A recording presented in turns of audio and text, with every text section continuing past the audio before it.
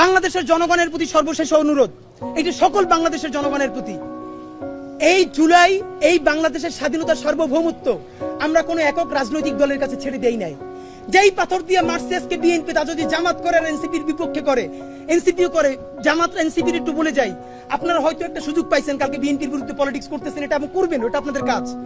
কিন্তু মনে রাখেন, এই কাজ আপনারা করলে মনে রাখেন যে আপনাদেরকে কেউ চুমু দিবে, যে করবেন তারই কিন্তু ভয়াবহ অবস্থা হবে।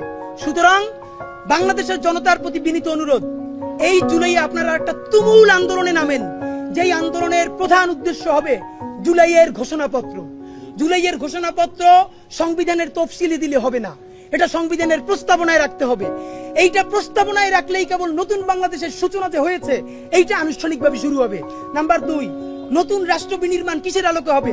জুলাই সনদ ঘোষণা করতে হবে। নাম্বার 3, ফ্যাসিবাদী বাকশালী সংবিধানকে বিলুপ্ত করে নতুন সংসদে নতুন সংবিধান তৈরি করতে হবে এবং রাষ্ট্র কাঠামোর মধ্যে যেই জিনিসগুলো ফ্যাসিবাদী রাষ্ট্র কাঠামো করে রেখেছে, আমলাতন্ত্র, পুলিশ, এটাকে সম্পূর্ণ ভেঙে নতুন বাংলাদেশে আমাদের নতুন রাষ্ট্রযন্ত্র কায়েম করতে হবে। এই জন্য যে কোনো দলে হোক, ব্যানারে হোক, সেটা যে কোনো নামে হোক, সারা বাংলাদেশের জুলাই যোদ্ধারা, ইনসাফের বাংলাদেশের মানুষেরা আপনারা একতাবদ্ধ হন।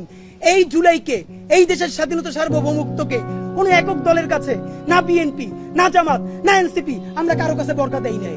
এই দেশের মালিক বাংলাদেশের জনগণ, এই স্বাধীনতা সার্বভৌমত্ব আমরা টিকিয়ে রাখবো।